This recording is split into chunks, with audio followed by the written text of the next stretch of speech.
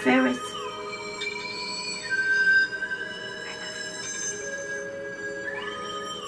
Do you love me?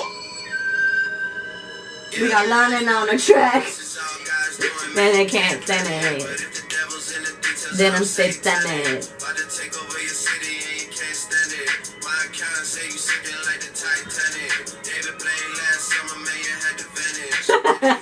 Okay, y'all. Ew. Sorry, I just watched the Hannah Montana movie this morning.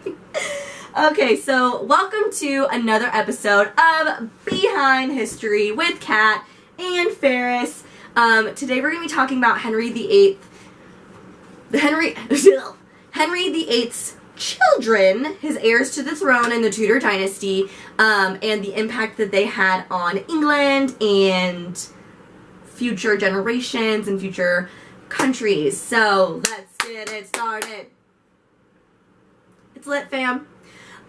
So if you tuned into my video from last time, we talked about Henry VIII and his wives. So now we're going to be talking about the children. So just like a little mini segue. So hopefully you had time to watch that video. If not, blase. 6 wives, killed 2 of them. That's only 1/3 of the wives that he killed. He really wasn't that bad of a king, but he was really selfish and self-centered. But he still did a lot for his country, founded the Church of England, created like Protestantism. Okay, now that you're up to speed.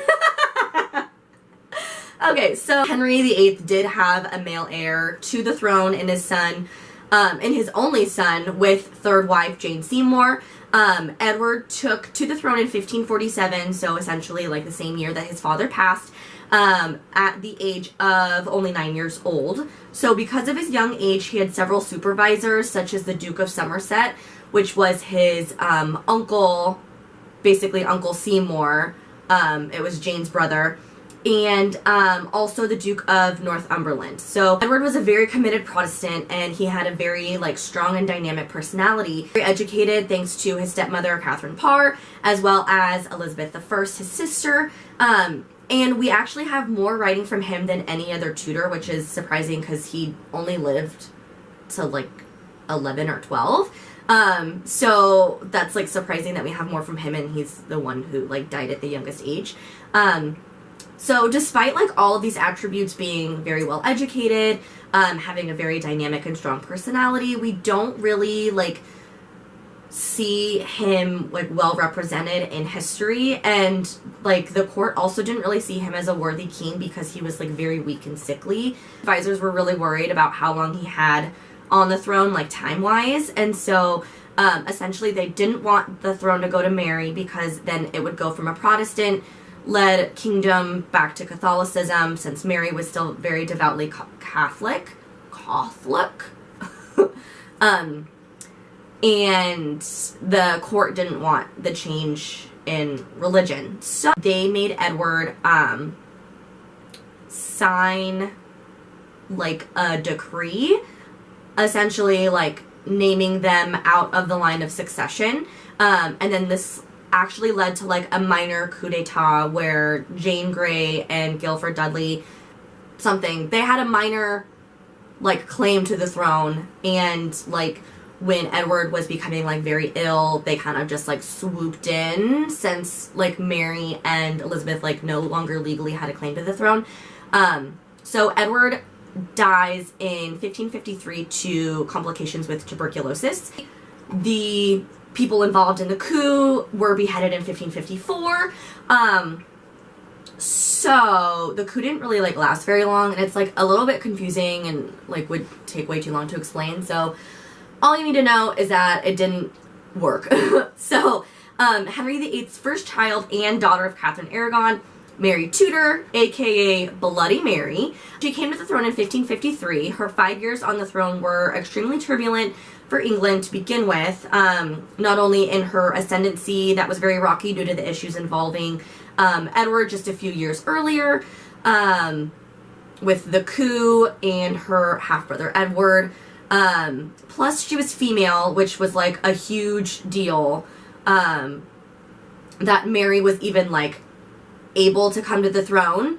So she gained the throne when she was 31, which was already like kind of old back then.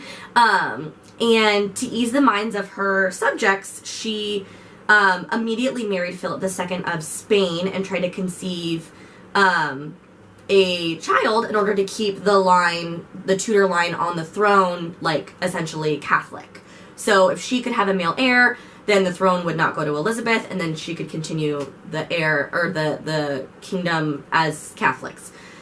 So both of these, like, big ideas that she had failed. Her marriage to Philip II of Spain was not a match that pleased England and the court, because essentially, like, a wife is subservient to the husband, meaning, like, England is now subservient to Spain, which, like, I feel is a very obvious reason why it wouldn't be a good idea. But England's parliament was actually so unhappy with the match that they petitioned to repeal it, like repeal the union. But the marriage was unhappy anyways, because they lived mostly apart. Philip stayed in Spain, Mary stayed in England, and because of like living so far apart, and also considering Mary's age, like back then in the 1500s, Mary could not conceive a child. So this left Mary Tudor with no heir and no legacy, and therefore she had to do something to like prove that she was like a worthy queen. And so she kind of like threw herself like full-heartedly into what she thought was best for the country, and that was returning it back to like full-blown Catholicism. Okay, so the switch was known as the Marian Restoration and was so harshly done that a lot of practicing Protestants were forced to flee to other countries, such as Switzerland and what would later become the United States. Mary's reign as queen saw the death of over 300 Protestants that chose to not convert back to Catholicism and were unable to flee the country. And so it's hard to say if Mary was so harsh because of her love for the church or because of her negative experiences between her mother, father, and Anne Boleyn after the original like break from the Catholic Church. Its impact on England and on like religious tolerance in England was like a huge reason why we also have like the United States and like the Freedom of Religion Act and like it being in our Constitution. So I find that like extremely important for our history as well, so we know like exactly where that came from and why we have it. Mary Tudor's death in 1558, England saw the end of Bloody Mary's reign, and the beginning of the Golden Age, which was known as the Elizabethan era. So the death of Mary Tudor, or Bloody Mary, brought tremendous change for England, with Elizabeth Tudor, Anne Boleyn's daughter. So first of all, Mary did such a shitty job, that having another queen come to the throne really worried England. Like, she really, like, fucked it up for, like, future generations and, like, the fear of having a woman be in charge. And so, like, if you have no prior knowledge of, Elizabeth I, which, like, I highly doubt because she's such an important figure, like, not only in history, but she's like fucking badass, dude. So here's your lesson. Pay attention because things will start really, really soon to sound familiar. So, when Elizabeth I came to the throne, she inherited a like degenerate state. So it was poor. The taxing was done all fucked up. Like, shit was fucked up.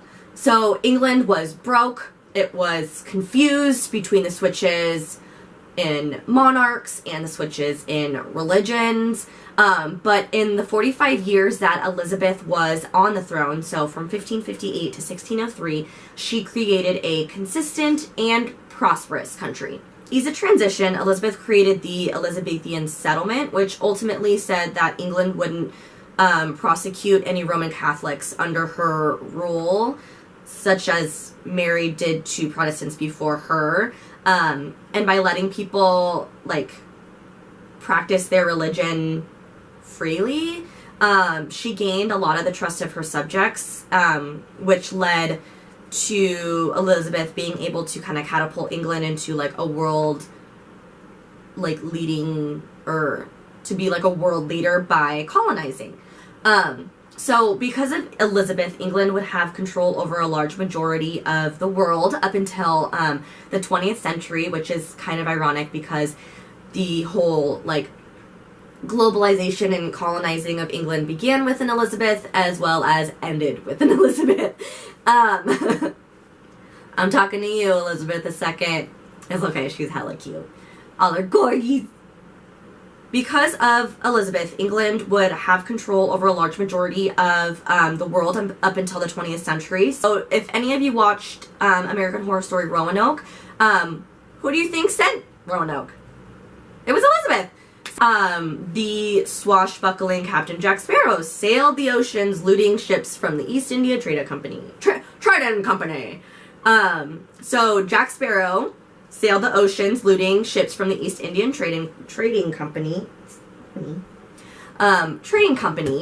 Right before she died, Elizabeth sent ships there to begin the East Indian Trading Company, so in 1603. So we also have Jack Sparrow because of something that Elizabeth did.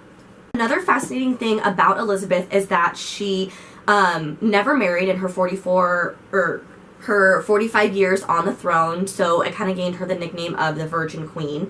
Her advisors essentially, like, wanted her to get married so that she could produce an heir to continue the Tudor line on the throne, and continue, like, the prosperity of England. Knew that she could do more for her country without the distraction of marriage and having a child,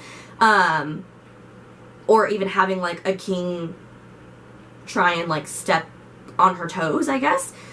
So even up until her death in 1603, Elizabeth said that she was married to her country. So to recap, Elizabeth was unmarried and without children, therefore England's throne would be changing hands once more, but the transition from Elizabeth I to James the VI of Scotland, of Scotland was actually very smooth considering the previous issues with, like, within just the Tudor ascendancy.